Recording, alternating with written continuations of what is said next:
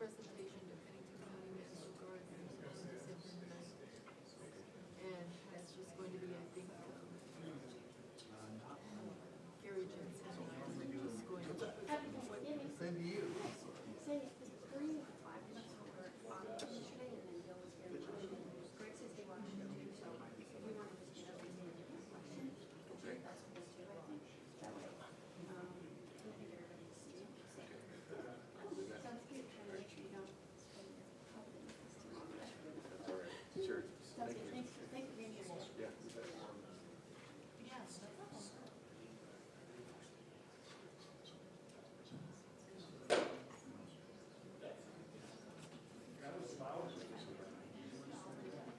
But I think obviously what we do is kind of put something together and then just email it to you and see if there's anything for it.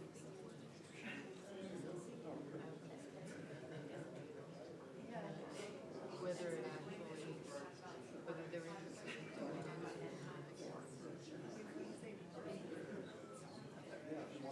To the Pennington County Master Guard, it's something with them.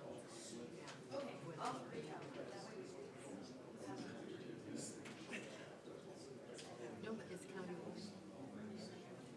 There is Rapid City Guard, but they're not necessarily Master Guard. Oh, Daryl looks like he's ready. So,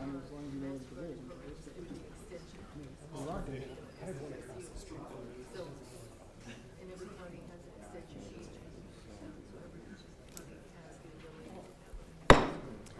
Good afternoon. This is the time for the Legal and Finance Committee for the City of Rapid City, November 26th, day before Thanksgiving. We'll begin with the roll call and determination of quorum. Evans, Here. Lehman, Here. Meyer, here, Stroman, Here. May. Here. We have a quorum. Next is adoption of the agenda. Motion to adopt by Lehman, second by Evans. All in favor? All opposed? Motion carries. Next is the time for general public comment. This is a time for members of the public to discuss or express concerns to the council on any issue not on the agenda. Action will not be taken at the meeting on any issue not on the agenda except by placement on the agenda by unanimous vote of the council members present. I don't think I have any speaker request forms for open public comment, so I'm going to close general public comment and move on to consent items 1 through 17, open public comment on items 1 through 17. And I don't have any speaker request forms for 1 through 17 either. And so I'm going to close public comment on those items. Next, we'll go to approval of the minutes for November 12, 2025. There's a motion by Tamang and a second by Evans to approve. All in favor? All opposed? Motion carries. Next, we'll go to the Attorney's Office. We have 3 items under the Attorney's Office. We'll go to the City Attorney for a brief explanation. I guess Assistant City Attorney Carla Cushman. Good afternoon. These 3 items are related to action taken by the City Council in August, directing staff to arrange for the transfer of the real property at 144 North Street to the Boy Scouts. Their official title is Black Hills Area Council, Inc. So the first one would be the resolution to declare the property surplus. The second one is authorizing the mayor and finance director to sign a deed to the Boy Scouts, and then as part of the transfer, they have to also lease back a portion of the adjacent city property for the parking lot. So that is item number 4, relates to that lease agreement. Thank you, Carla. Can you stand for questions real quick if anybody's got any questions? I have one if no one else does. Did we ever get a value on what or an appraisal of what the property is worth that we are declaring surplus? That was not part of the council's direction, so that has not been obtained by either party. Okay, thank you. Any other questions from the committee? Just a comment. We'll go to Bill Evans. It's my take that several years ago, when this council agreed to give away one of the most important properties downtown to a private group, which I voted against, by the way, I think we can easily afford to give this property to a nonprofit in an area where probably nobody else is going to build on it anyhow. So that's just my take on it. So let's not overthink it. Thank you.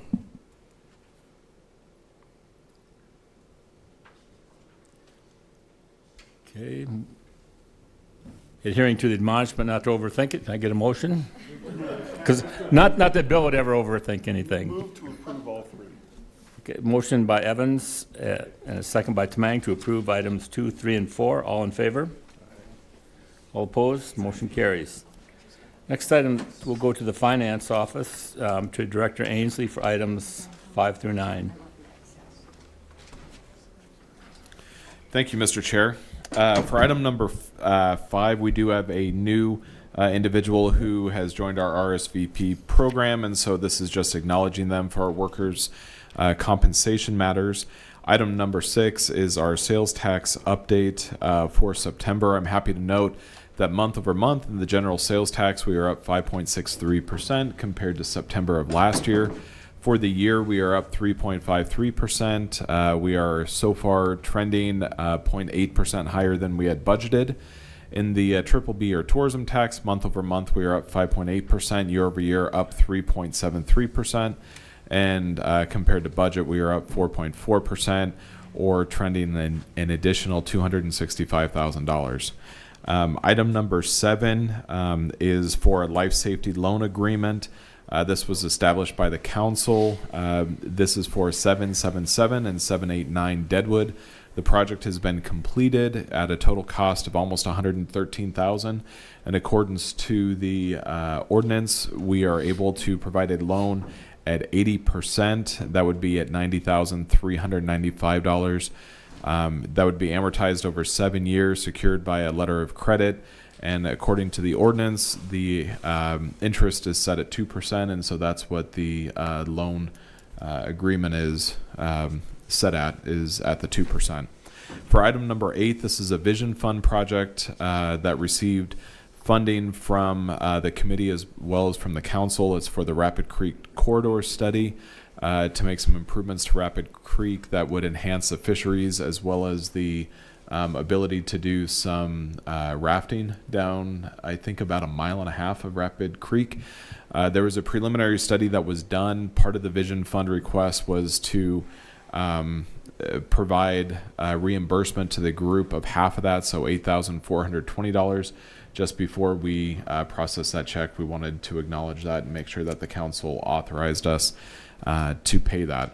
Item number 9 is to surplus 40 sets of armor plates from the fire department. Item number 10 is CDBG, transferring our CDBG funding to the Robbinsdale Park improvements that will hopefully be done over the next, hopefully 1.5 to 2 years, when that would be completed. Item number, and that's all of the consent. I'm sorry. We'll go to Community Development Director Vicki Fisher.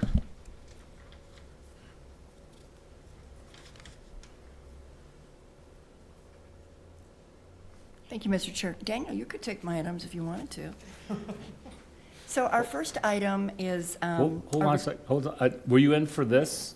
No. Oh, okay. You're in for the... Cancel. Yeah, we'll wait till we get to You got 15 then. Okay. Sorry. I saw you in the queue. Parks Department, though, Director Biegler. Thank you very much. Items 11, 12, 13, and 14 are all resolutions of intent to enter into use agreements with these various sporting organizations. These are all the groups that currently hold use agreements for their facilities, so we would be renewing the request for a new use agreement. The actual use agreement will come before the Legal and Finance Committee at the next meeting and then the following City Council meeting for approval. Any questions for Director Biegler? Okay, before we go any further, I want to go back to, excuse me. No more questions for, okay, we'll go to community development now.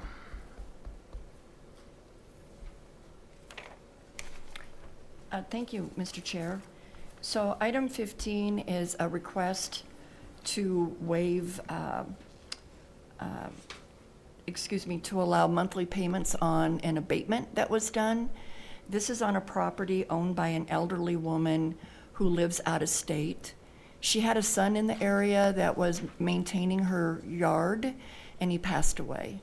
And she didn't make arrangements to have the lawn addressed. And so it did get abated. She's on a fixed income. She has asked that we allow her to make a monthly payment. It will take her 3¼ years to pay this off because of the small amount she can afford. We are more than welcome to work with her on doing that. And in addition, we'd like to remove this property from the assessment that was sent over to the county. And we are asking that you support that recommendation. 16 is similar. This is an item where someone received a notice, they didn't address it, we abated the property. We spoke with the gentleman who was very nice. He was concerned that the items that we abated, the debris, was illegally dumped on the property. We asked him if he had reported it to the police or to anyone else. He said no. And he did say that he would pay for the abatement, but he asked if the administrative fee and late fee be waived, and we are in agreement with that as well. And then item 17 is something that we bring forward quite often.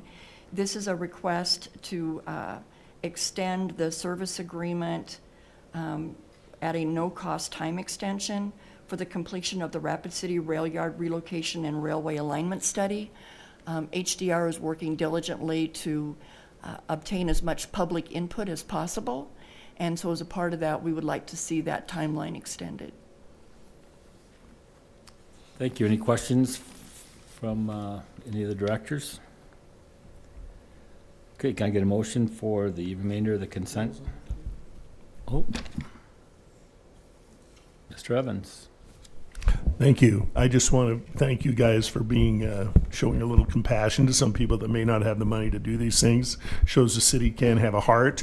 And as far as the railroad thing goes, I think this is critical that we take care of this now before the city grows to the point where we can't afford to do it. So now is the time to get this done. Thank you.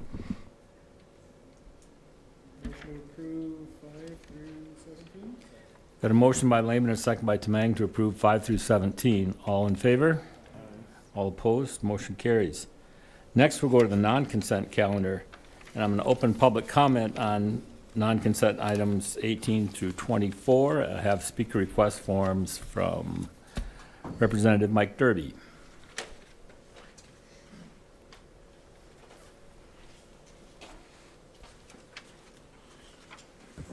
Thank you, Mr. Chairman.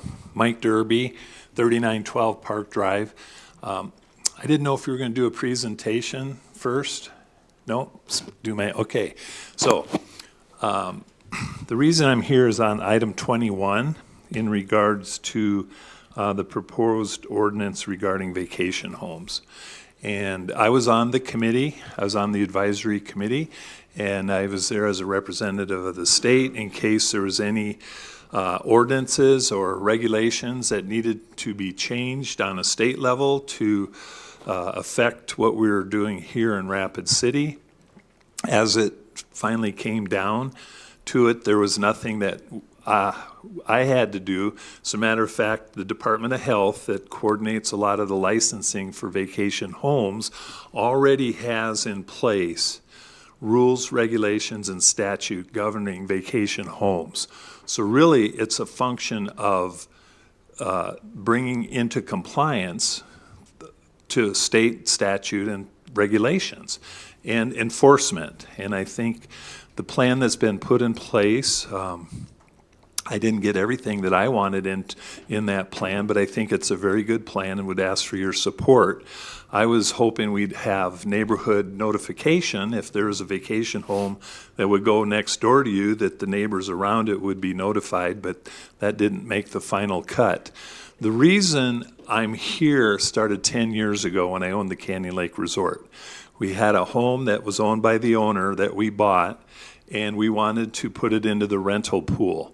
And to do that, we had to sprinkle it, do a fire alarm system, and pave the road to the building. And that cost about $47,000 10 years ago.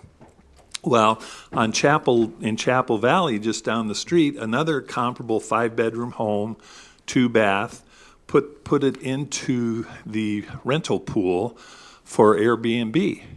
And you know what they had to do? Nothing. No, they didn't have to do anything. So me as an owner of a commercial property in the hospitality industry, just want a level playing field. That was part of what I got started in. And in 2016, there was ordinances in place that did not pass at that point in time. There were about 100 or less Airbnb vacations homes at that time. And now on any given month, there's anywhere from 6 to 10 times that. And that was, what's happened in 10 years. So it was a great process, public hearings, lots of input, and I would ask for your support for those reasons. Thank you. Thank you. Next speaker is Pat Roseland.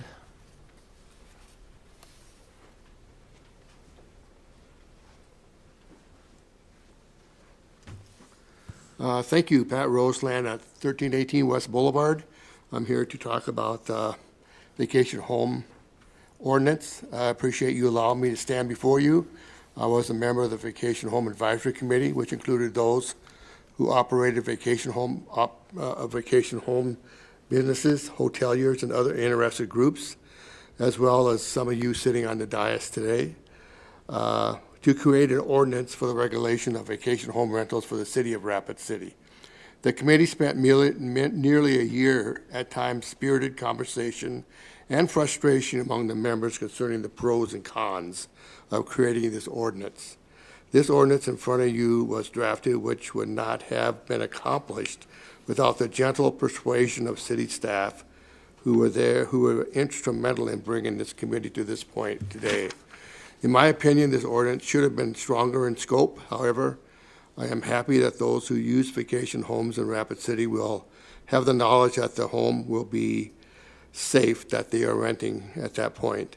There are nearly 600 to 1,000 vacation home listings in Rapid City with less than 1% licensed by the state of South Dakota Department of Health, which will be required by this ordinance. This will include safety measures such as fire protection, egress windows, and other regulations to protect those who use vacation homes in Rapid City. I urge you on a dais to approve this ordinance before you.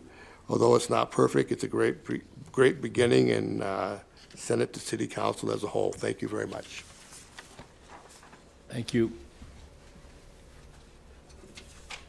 Looks like we have one more speaker request for him.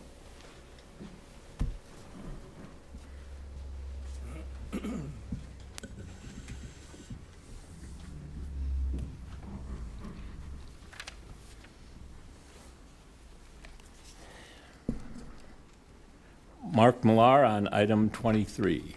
How you doing? My name's Mark Millar, Rapid City citizen.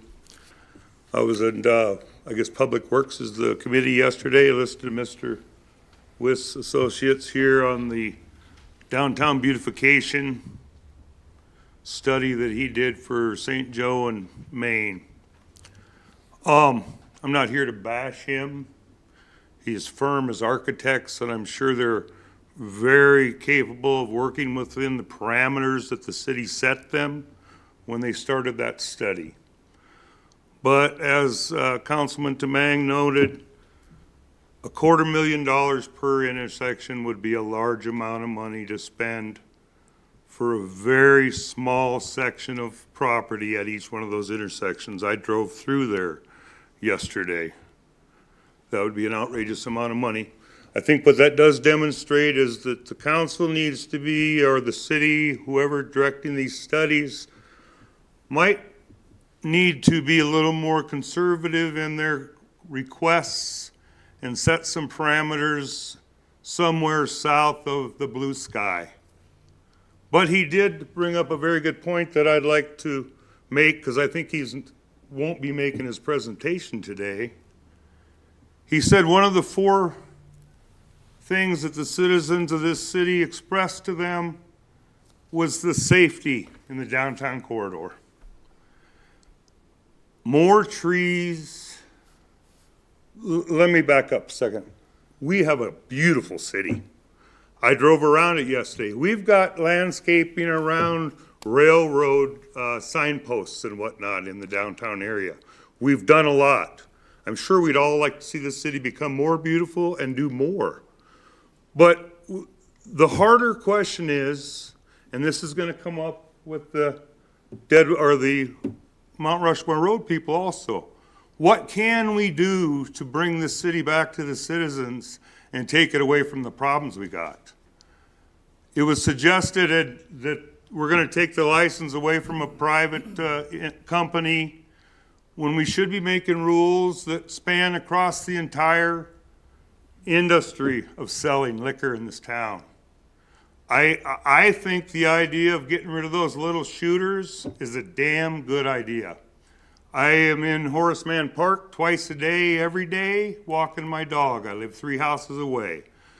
As good a job as the Parks crew has done this summer, every day there's added debris on the ground from the alcohol bottles. And that's, I think, where you could start rather than singling out an individual business. But safety is one of the largest concerns of the people in this city about downtown. Thank you.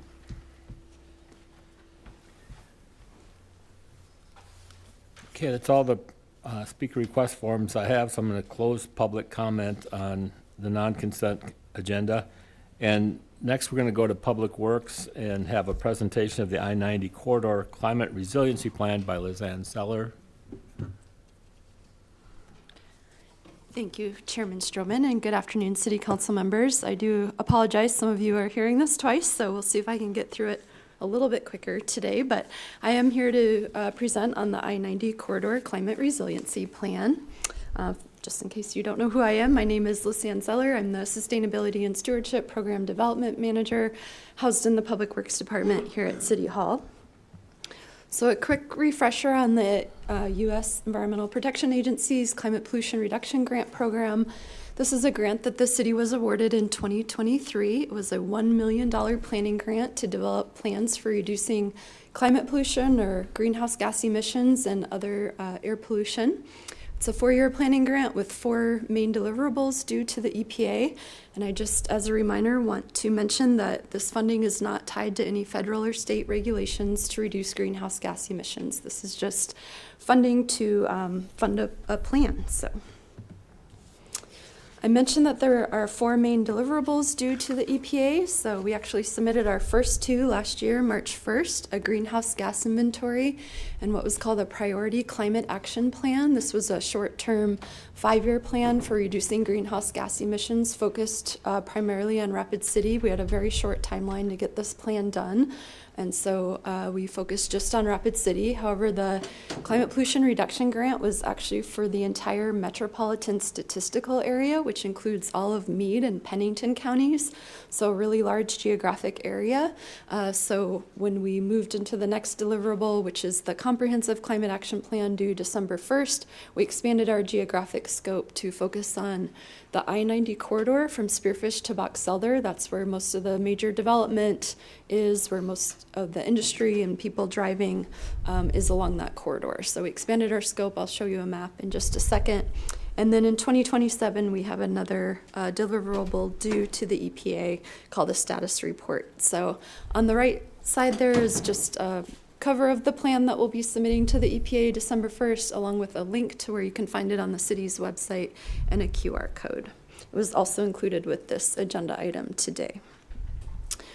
So just a quick overview of the I-90 corridor. This is the area that you're seeing outlined in pink. It looks kind of like a funny boundary, but we had to match it to census blocks. But it basically, if you thought of a buffer strip from Spearfish to Box Elder along I-90, that's the I-90 corridor. It includes Spearfish, Whitewood, Sturgis, Somerset, Piedmont, Box Elder, Ellsworth Air Force Base, of course, Rapid City, and then some of the unincorporated areas like Rapid Valley and Blackhawk as well. In 2021, the population of the I-90 corridor was around 146,000. It's projected by 2050 that will grow by about 50% to 220,000. 2021 was our baseline year for this study because that's the most recent year for which all the data was available that we needed to do another greenhouse gas inventory. So that's why that year was used. So when we expanded our scope, we had to revise our greenhouse gas inventory for the I-90 corridor. So you can see that chart there is a makeup of where our greenhouse gas emissions come from. Around 36% come from energy generation, 27% from industrial processes like cement making, and 21% from mobile combustion. This is like driving of personal vehicles. So that just gives you a quick makeup of what our greenhouse gas inventory, where our emissions are coming from. We have a total greenhouse gas emissions of around 3.4 million metric tons of carbon dioxide equivalent. So when you measure greenhouse gas emissions, they're usually normalized as metric tons of carbon dioxide equivalent. And if you take that big number and you divide it by the population for 2021, you come up with a per capita greenhouse gas emissions of 23.4, which is a little bit higher than when we just did the greenhouse gas inventory for Rapid City, and that was around 19. So expanding our scope also took in some additional industrial processes and things and made our greenhouse, or rather our carbon footprint a little bit larger. Just to give you some comparisons, the average per capita greenhouse gas emissions is around 16 or 17 for the entire US. Western European countries are around 5 to 8. China 10, India 3, Australia 2. The largest one I could find was United Arab Emirates at 27. But we definitely have a high per capita greenhouse gas emissions here in Western South Dakota, primarily because of our energy source and the fact that we drive most places in Western South Dakota.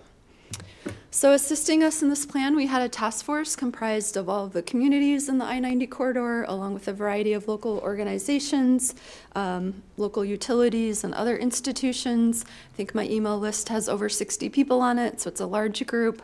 We gathered a lot of input from them on this plan. We also did a lot of community engagement throughout this planning process. We looked at other organizations' sustainability and master plans to see what they were planning for the future. We went out and tabled at a lot of different events in the I-90 corridor. We asked people to share their ideas, be part of the climate pollution solution, and give us ways or provide us input on how we can reduce our greenhouse gas emissions in the area. We also had a community questionnaire, and one of the questions asked how important people think it is to reduce greenhouse gas emissions in the I-90 corridor. 58% said it's very important, 28% said somewhat, so basically 9 out of 10 people think it's important to reduce greenhouse gas emissions in our area. So based on all of that input from the task force meetings that we had, the community engagement, all of the other plans and reports that we looked at, we came up with these low carbon measures or ways to reduce greenhouse gas emissions. Most of these are things that you would think of, like improving energy efficiency, converting to renewable energy sources, planting trees. A lot of these are pretty obvious, but we also got a lot of really good other ideas for things we could do, such as building code updates to make things more energy efficient, and some other projects in the corridor. Just want to make sure I don't forget anything here. So taking all of those measures and ideas that we got, our consultant, Sustainability Solutions Group modeled these for us into greenhouse gas emission projections. The chart that you're seeing on the left there is a business as usual projection, so that means no change in current policies, just continue with business as normal. What do our greenhouse gas emissions look like in the future? So you'll notice a dip by about the year 2030, and then it climbs back up. And that natural dip is just from energy efficiency improvements, more renewable energy coming into the grid. So that's projected to happen anyways, but then we climb back up to almost the level that we're at today. However, our overall per capita greenhouse gas emissions are much less because we have a larger population in the year 2050. So that calculation comes out to 13.5 compared to our current, which was over 23. So no matter what, we're going to reduce carbon emissions per person, or we're projected to. However, with a larger population, that means total we'll have about the same emissions as we have today. We also modeled some other scenarios. So we looked at different policies and actions to reduce greenhouse gas emissions and came up with these scenarios that you see on the right. So we modeled a 10% reduction, a 31% reduction, and a 58% reduction. It's very difficult to get to zero, I'll be honest. So we modeled a few different scenarios and felt that the 31% reduction was most realistic for our area while also still challenging us. So looking at that calculation, if we do a 31% reduction in our greenhouse gas emissions, that comes out to a per capita greenhouse gas emissions of 9.3. So we've significantly reduced our greenhouse gas emissions per capita. But basically, the greater the reduction, you've got more actions, more intense actions, the more reductions you have.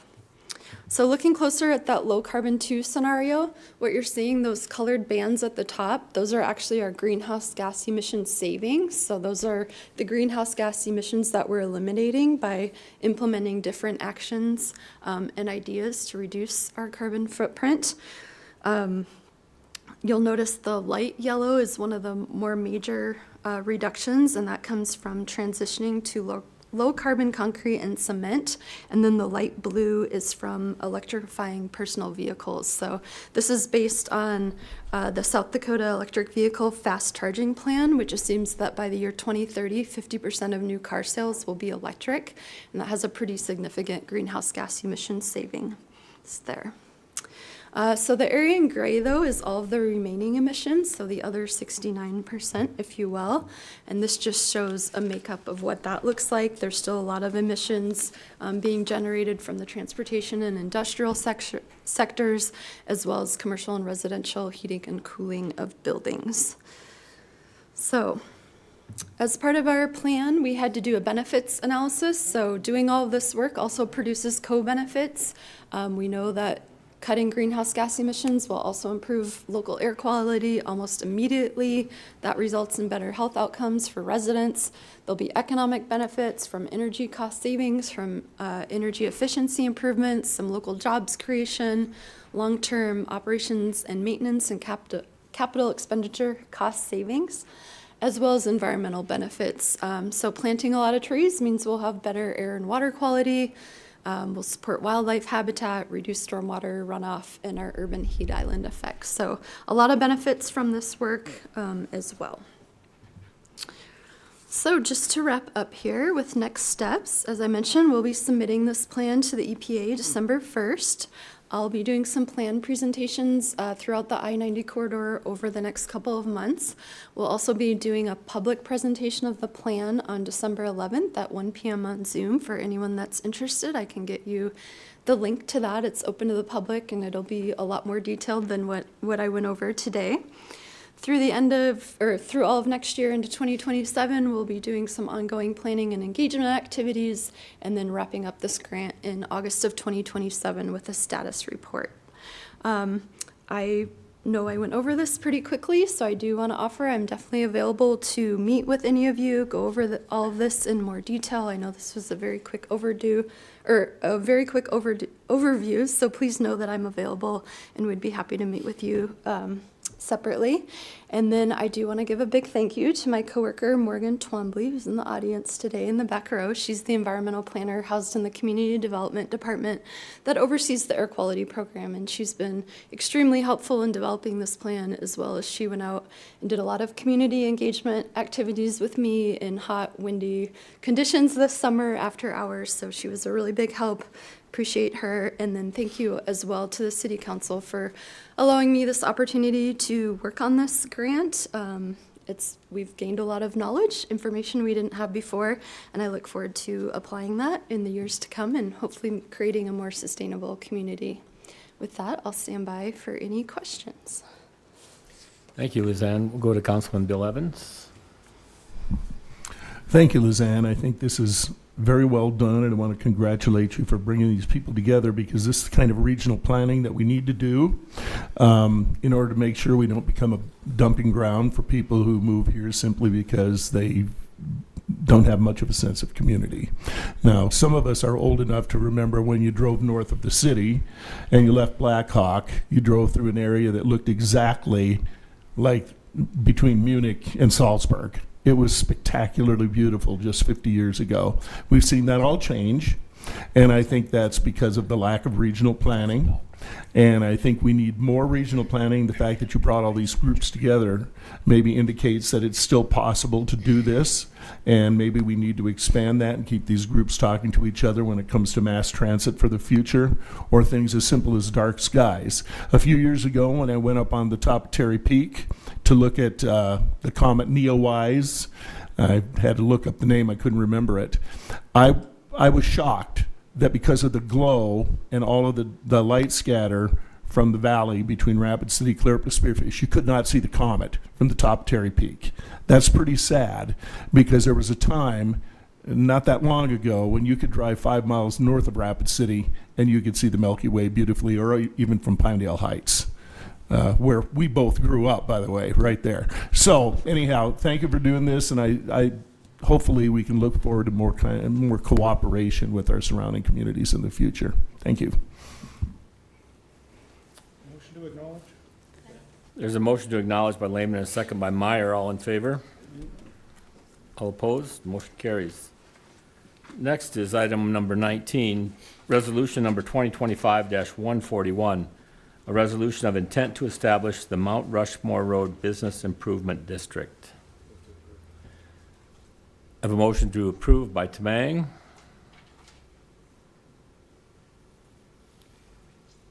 I'll second. Second by Lehman. All in favor? All opposed? Motion carries. Item 20, consideration to approve revised loan terms and authorized drawing on letter of credit for Every Child is Special. Second. Motion to approve by Tamang and a second by Lehman. All in favor?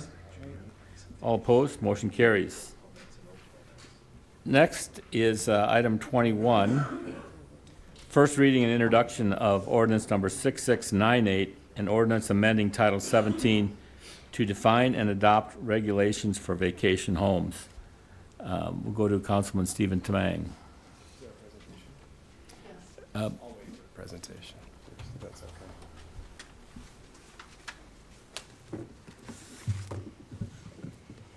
Good afternoon. We're here to hear ordinance amendment on vacation home regulations. So first, I do want to get into why are we here? Why is an ordinance needed for vacation homes? The zoning code currently doesn't cover it. So having regulations that actually outright permit vacation homes in the city allows owners and operators a legal basis to operate in the city. And so it gives them some protection. So in working with the operators on that side, they have confidence that they're making an investment in the community, toward tourism support, and they have a legal kind of path in our zoning code to be able to do that. So that's one side of the coin. The other is, while we don't have a lot of people here today and we don't have a ton of formal complaints, we've heard and we've had a lot of people come out. We had about 250 people respond to a survey. We had a very well-attended open house, and time again, I heard from neighbors that live next to vacation homes that they're concerned about their safety. They want some path of enforcement for vacation homes to be able to say, I can put in a complaint. It says in the zoning code that they have to do these things. It is checked whether or not they're meeting them, and we have a path forward for them as well. So both sides of the coin, where it's the operator making sure they have the right to do it, as well as the neighbor that feels safe in their home, that these have checks and balances as well. So we have a lot more vacation homes in our community than we have in the past. And like I said, they weren't addressed. We put together an advisory committee to work through this. You heard a few of them speak today.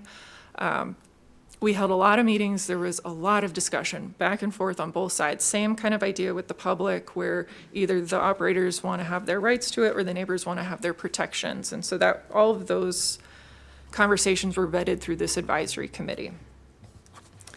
And in that, the advisory committee reminded themselves each time we met, we want to have a fair, balanced approach to this so that we're covering the things that we need to cover. We're not over-regulating, but we're making sure everyone is safe and that there is a path forward and it's fair and equitable to the other hospitality providers as well. So with that, we came up with this definition. Ultimately, a vacation home it's a dwelling unit that would otherwise be occupied by someone just living there full time, but it's being rented out. The whole home or whole unit is being rented out for less than a month, so less than 28 consecutive days, weekly, daily basis, and the owner or a manager is not there. So they're on their own in that house, and it's treated differently than a long-term rental. In working with the advisory committee, we found that the state has licensing process for these as well as some other types of hospitality through their lodging licensing. And that does require life safety aspects and an inspection on those through the Department of Health. And so without duplicating what they're doing here for the life safety aspects through a registration system, if we go that route with an ordinance amendment, we would be able to require this license so that all of those life safety aspects that hotels and other hospitality providers are held to as well, we've got that fair playing field. We have the safety aspects covered through that. And I will note only less than 1% of the ones that are listed out there as vacation homes are licensed currently. We checked just this last month. So with that, I'm going to pass it off to Marlo Capsa to talk a little more about the things that we discussed at the advisory committee. All right, so getting a little deeper into why is an ordinance needed at the local level, I'll cover a few of the key topic areas that led to the committee's determination that an ordinance is in fact needed at the local level, starting with permitted use. So by adopting an ordinance that defines vacation homes, it establishes them as a legal use within Rapid City and provides a pathway for basic operation and compliance procedures. Safety, again, that local registration will allow us to verify that those safety inspections are being conducted, and it creates that fair and equitable playing field across different hospitality providers in terms of those safety requirements that have to be met. Enforcement mechanism, for the most part, we've got great operators in town, but as the number and concentration of units in Rapid City has increased, we do see complaints. And by having this ordinance, we would be able to obtain that 24-hour contact information for each rental, and we would have an enforcement mechanism to address legitimate complaints in a timely manner. Registration and monitoring. So purchasing registration and monitoring software allows us to ensure that we're adopting enforceable regulations and avoids having to hire additional staff to enforce those. And it will allow us to ensure that all property and sales taxes are being properly remitted. So a sample survey of listings in Rapid City found that roughly 25% of listings are currently listed as owner occupied, which was a surprise to staff and raises concerns in terms of how much property tax is being paid. And then housing, market conditions have cooled a bit since we started this process, but given the residential nature of vacation home use, impacts to housing affordability and availability were a noted concern among the committee, since those units that would otherwise be offered as either a long-term rental or an owner-occupied home ownership situation, those are off the market there. But we don't currently have the data to fully understand the specific impact that that's having within our housing market. So adopting regulations now is a proactive step that we can take to gather data that's specific to our market and better understand how vacation homes fit into the larger housing landscape in Rapid City, and will allow us to make data-driven decisions should we need to revisit these regulations moving forward. And then public feedback. So as Jessica mentioned, we had open houses, online surveys, and overwhelmingly, public was very supportive of having a basic local registration requirement, which brings us to our next slide. So what does local registration entail? Ultimately, the local registration would allow us to fill those regulatory gaps that the state statute doesn't address at the local level. So all operators would be required to register on an annual basis at a fee of less than $100. That helps cover the cost of that registration and monitoring software and avoids that need for additional staff. And it ensures that we're retaining up-to-date information on all of the listings in Rapid City. Property owner has to submit a signed application, which covers situations where a long-term renter may want to sublet their unit if they're out of town for an extended amount of time. And then the property owner that lives greater than 50 miles would be required to have that local contact. That allows us to be responsive in situations where there are complaints that arise, and then that non-transferable license makes sure that that contact information stays up to date on an annual basis should that property sell. And then the signed affidavit attesting that their vacation home meets all applicable requirements, that removes the city from having to go out and individually inspect on site beyond what the state already inspects. And then the committee agreed that we don't want to impact people's operations. We will work with them. We will provide them that 6-month grace period as they work to come into compliance with both the local and state regulations. And I will pass it off to Director Fisher. Thank you, Marlo. So overall, we had several council reach out to us about a year and a half ago saying, you know, the number of vacation homes are significantly increasing. We're getting more and more calls from people that live in an area that's heavy with vacation homes. They're concerned. Let's look at bringing together a regulation. So when we put that committee together of 18 people, on purpose, we got that as diversified as we could, which I think the fact that we don't have this room packed with people today is a testament that we have vetted this ordinance that we brought before you and kept it as simple as we could. Here's what we know. Vacation homes are an important part of meeting our tourist industry needs in this city. It's also a significantly growing industry. In 2015, when I worked on that ordinance as well, and it was tabled by the council, there were a few hundred vacation homes. At any given time in Rapid City, there's well over 1,000. There are some that will say that there at times we push 2,000. Part of the problem is any new subdivision, since I've been working for the city, has covenant on it that says you cannot operate a commercial use such as a vacation home in this residence. So that's pushed our vacation homes into our older neighborhoods. That's where our affordable housing is. So part of that concern, and why several council did reach out to me, is that is noticeable. When you look at the hot map that's out there on Airbnb and Vrbo, you'll see those heated red dots all in the older areas of our city. There's a few that are rogue, but for the most part, it's where our affordable housing is. What we also know is that those that are operating vacation homes, for the most part, not across the board, but the vast majority, are doing an excellent job. They're cute lawns, beautifully maintained. Once in a while, we get a bad player, and we get repeated complaints on the same property. And those are typically our larger ones. So we didn't want to punish it. But we did want to create an ordinance that's simple and direct and protect the rights of that vacation home owner to continue operating. DOH pointed out to us that Rapid City is one of the few communities in the state that has not adopted a vacation home ordinance. We assist the state in ensuring that that state license is secured. We don't have an ordinance.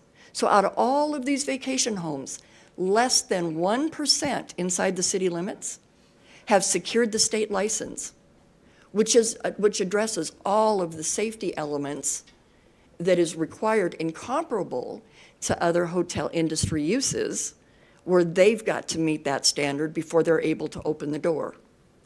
What we're hoping to do is to reward those vacation home operators by making this as clear-cut as we can. The committee, as diversified as it was, and the two that are here kind of had different interests at heart. It got a little high in temperature at times, but this is where we landed. The concurrence was that, yes, we are going to create an ordinance that will support the requirement that you get that state license. We're going to require an annual registration. We're going to allow it in all zoning districts, except those that don't allow residential. So it's just a few. We're going to limit the occupancy to 2 per bedroom plus 2 sofa surfers, and that seems to be an industry standard. We're going to require 2 off-street parking spaces, which, by the way, is already required for any residential use.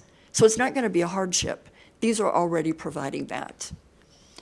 The issue with those larger homes that really function more as event centers, for those that are more than 5 bedrooms, those will be a conditional use, and only those. And we do get multiple comments and complaints on the few that we have in the city that are larger. Pictures being sent in with 80 to 100 people in the backyard, streets lined up with 20, 30 cars. And so those we do think the neighborhood should be noticed on. There was a request by some of the committee members that we put a cap on it. But until we gather that data to show what that cap should look like, should we cap certain areas? Let's hold off. And the majority of the committee said, yes, let's not do that. And so in working with the state, they needed us to also give everyone a grace period, and we wanted to. So once this ordinance is brought forward, everyone's got a minimum of 6 months or a maximum of 6 months to secure that registration, which means they're also working with the state to get the state license, which means that they're meeting those safety elements. In essence, what is the ordinance? I know it's thick when you look at it, but remember this, when we add the 2 requirement for parking, the whole parking regs is in there. When we say that we're going to allow it in every zoning district and then conditional for more than 5, every one of those zoning district pages has got to be in there. But there's a few paragraphs in the middle of all that that says this. Got to get your state license, already required, annual registration, allowed in all zoning districts except those that don't allow residential, 2 on-site parking spaces, the maximum, which seems to be pretty basic across the state, and a CUP for 5 bedrooms or more. That basic, a great place to start, and we can build on it if we need to. At Planning Commission, there was some confusion. Should you allow it in apartments, and how does that work with the state? The state does not require a license for an apartment because they're already built to commercial design standards. They have to be fire suppressed, they have to have the ingress and egress. And so we've added some red text that does clarify that when you are in that multifamily, the state does not require a license, and you only have to register the property, and whether you have multiple buildings or many units in one building, only one registration. We wanted to make that just as simple as we could. And if that becomes a problem down the road, the committee has asked to get together 1 year after the grace period is up. We've promised them that we will. We'll take a look at where we're at, what concerns have risen, and then if we need to make any amendments or make this a tighter regulation, we'll do so at this time. We emailed this out to the West Boulevard area, to those that are in opposition of vacation homes, to those that are in opposition of regulations. This is a good starting point. We all shook hands and said, let's give this a shot. And so with that, we are asking that you do stand behind the hard work of the committee and bring this forward as simple and basic as it is, and we may have to revisit it in a year. Thank you. Thank you, Director Fisher. Any comments from the committee? Go to Alderman Stephen Tamang. Thank you. Thanks so much for the presentation. It was excellent, and the work that's been done on this by the 18 members and all the documentation, really well done and appreciated. I just wanted to bring up something that a lot of the constituents have brought to me, kind of a specific question. Lots of comments all over on this, but the one thing that hit a lot of traction was the 2 people per bedroom requirement. A lot of people pointed out that hotels will often have more than that. And a lot of people that like Airbnbs pointed out that, 4 kids in a room was pretty common. So that seemed to get a lot of traction off of, and I was just wondering if there could be a comment as to the rationale behind that. Thank you. And so we had hotel industry representatives there, and usually when you're in a home, it's 1 bed per bedroom. There's not a lot of them that have multiple beds in 1 bedroom, and they felt that was fair and just. You get a hotel room, you get 2 people per bed. That's what you're allowed to have. You don't want people sleeping on the floor. So again, while staff really wanted to exempt children of a certain age, the committee didn't align with it, and when I introduced the idea of maybe making some additional exceptions, the whole card started falling. Because remember, we had those that were wildly opposed to vacation homes and those that thought regulations weren't needed. And so we agreed. What you're going to see with this exception that came out of Planning Commission, while staff maybe landed a little differently, we're being respectful of the decision of the committee.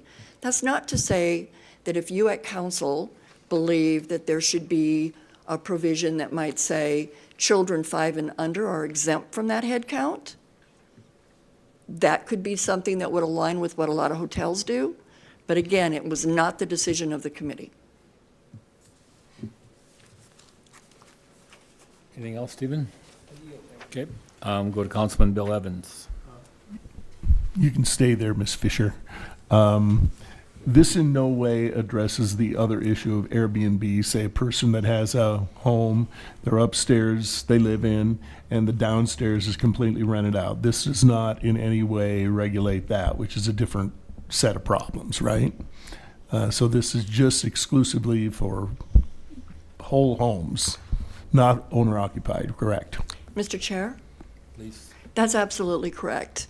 Right now, if you're a bed and breakfast, where you live in the home and you're renting out a room or a sofa, you have to get a conditional use permit across the board. I can assure you that once this ordinance is adopted by council, and I have full faith you will see the merit and the hard work that was put into this, we're going to be coming back and doing an ordinance amendment that's going to eliminate the need for a conditional use permit. We never receive complaints about a bed and breakfast. The owner's there, they're supervising their guests. Maybe it allows you to stay in your home a little longer or retire at an earlier rate. You just need that little extra income. You're an empty nester, you've got bedrooms to spare. We want to make that as user-friendly for them as we have the ordinances for vacation homes. Thank you. Thank you. Any other comments from the committee?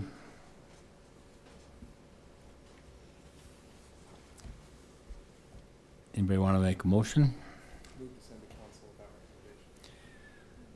There's been a motion by Tamang to send to council without recommendation.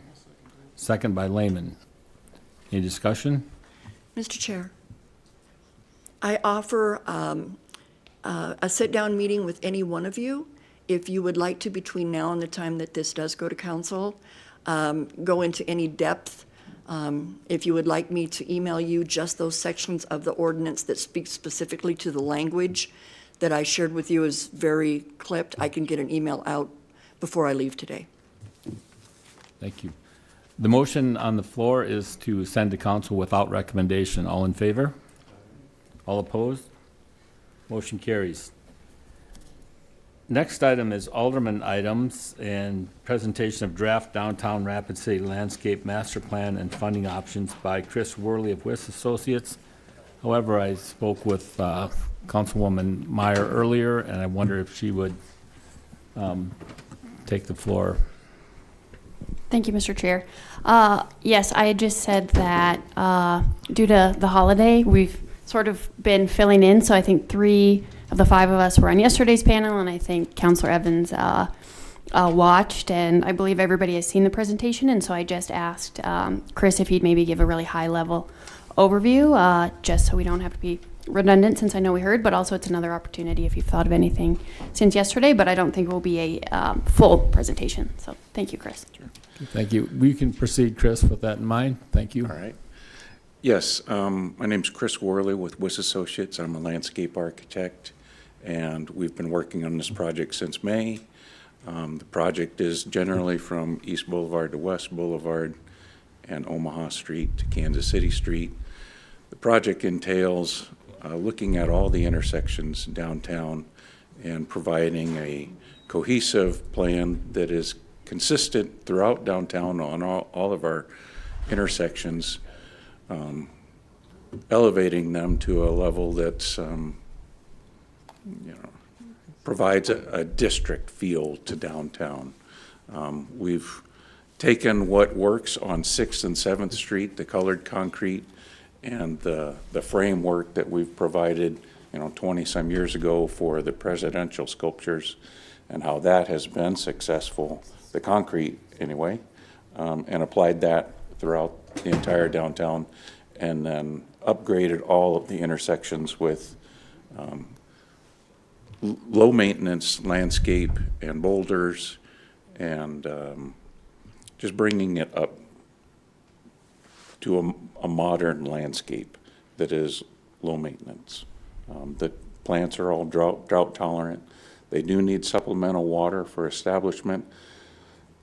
After a period of time, when the plants are established, if we wanted to stop irrigating, we probably could. That would be something that would need to be coordinated with the Parks Department. But for right now, the project includes irrigation. So, and it's like discussed yesterday, it's a master plan, so there is some cushioning in the forecasted budget, but it is about $5.8 million for 22 intersections. This is just Main and St. Joe. And breaking that up into the 22 intersections, it's about $250,000 a piece. A big chunk of that is bringing irrigation into the intersection for the landscape, and that's at about $30,000 an intersection. So with that, I'm here for any questions you may have. Any questions from the committee? Councilman Bill Evans. I'm probably irritating Mr. Stroman by talking so much today, but I just want to make the comment that we used to have irrigation in all these corners, and through a lack of coordination with lighting, installation, everything, so much as that has been destroyed. In fact, some of the corners were destroyed sort of indiscriminately without council permission because somebody in a position of authority just said, let's get a little bobcat out there and tear it up. We have to make sure if we do this, we execute a plan and we maintain it and we protect it. And so it remains beautiful. Now, I don't see this kind of development as a luxury. I think it's necessary as a destination community, which we're trying to become, that we put forth a beautiful presentation. I go back to some of my opposition to the funding for the sports center and the district that was created to give them funds. I mentioned some of these things might need some of those funds as well, and this is a perfect example. People aren't all coming to town for sporting events. Some people come to town because they're staying downtown and they're going to Mount Rushmore, Custer State Park. And so I think the funding opportunities we've sort of missed, and we need to figure out a way that we can fund these things and maintain them in the future. Thank you. Got a motion by Meyer and a second by Tamang to acknowledge. All in favor? All opposed? Motion carries. Next item is item 23, approve proposed downtown Rapid City landscape master plan and identify funding options. And I'll go to Councilwoman Callie Meyer. Thank you, Mr. Chair. I think I should be able to articulate this a little bit better today than yesterday. So council approved the funding for the landscape plan. I think approving the plan just approves what you've already paid for. So I think the ask would be to approve the plan that's been funded. The second piece I want to speak to is identify funding options. I think the plan is a fully fleshed out, here is an ideal if we had $6 million, here's what we could do. I don't think this is saying we have to do those things. I think if we want to even do a piece of this, let's say there's a $10,000 project, we would need to identify funding.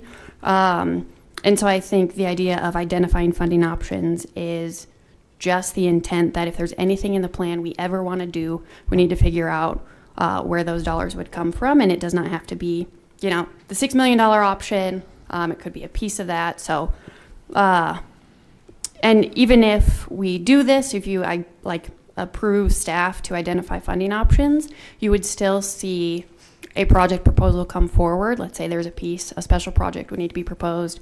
You would still need to approve that, approve the funding that comes with it. So this isn't committing any dollars related to this right now. It's just if we ever want to do any piece of this plan, we would need staff to identify some funding sources. With that, I yield. Okay, thank you, Kelly. That makes sense. Move to send to council without recommendation. There's a motion by Lehman and a second by Tamang to send to council without recommendation. All in favor? All opposed? Motion carries. Item 24, request to allocate $53,555 remaining council contingency funds encumbered for downtown beautification efforts in 2025 budget. And we'll go back to Councilwoman Meyer. Thank you, Mr. Chair. I decided not to make Mr. Evans be the one to speak so much. I'll take over. So with the downtown landscape budget, there was $100,000 approved. We only spent about half of that, less than half, to get the plan created, and so there is a little over half remaining. We've identified a couple options to do, a couple opportunities to spend the rest of that money that we think would really benefit downtown.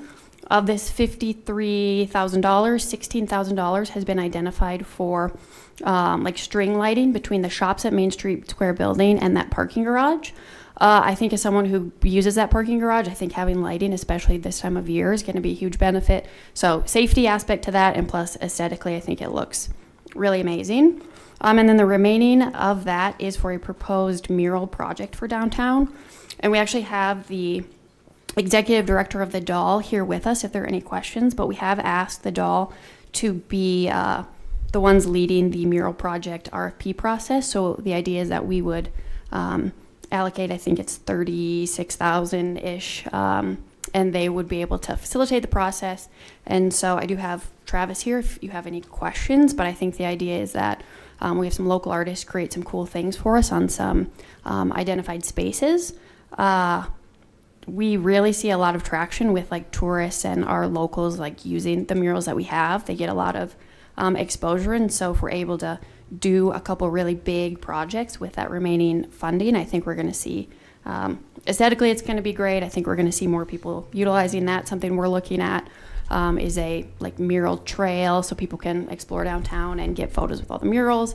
And so if I may, Mr. Chair, Travis is here. I don't know if he has any commentary to add, but I just wanted to invite him in case there's any questions about how the RFP process would go if you do decide to allocate the remaining contingency funds.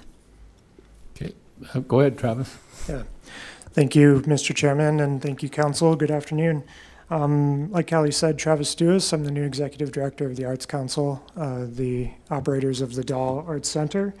And the documents that you all received for today's meeting are something that we put together for this project, including a scope of work. So the Arts Council would propose taking a relatively small administrative fee of 8% of the approved funding if it is approved, and then we would handle the call for art, and we would facilitate the artist selection with important members of the community, and then we would facilitate any communications between the artists, the city, and the business owners as well. This is a pretty big project. We just started talking about it a couple weeks ago. So if there are any other questions, I'm here to answer them, but yeah, we're here along for the ride. Thank you, Travis. I yield, and if anyone has any other questions, I'll pause. I move to approve. Okay, move to approve by Tamang, second by Evans. Oh, you already did. All in favor? All opposed, motion carries. I think that brings us to the end. Got a motion to adjourn by Tamang, a second by Meyer. All in favor? All opposed? So we're adjourned. Have a safe Thanksgiving. You know what? You know how we've been talking?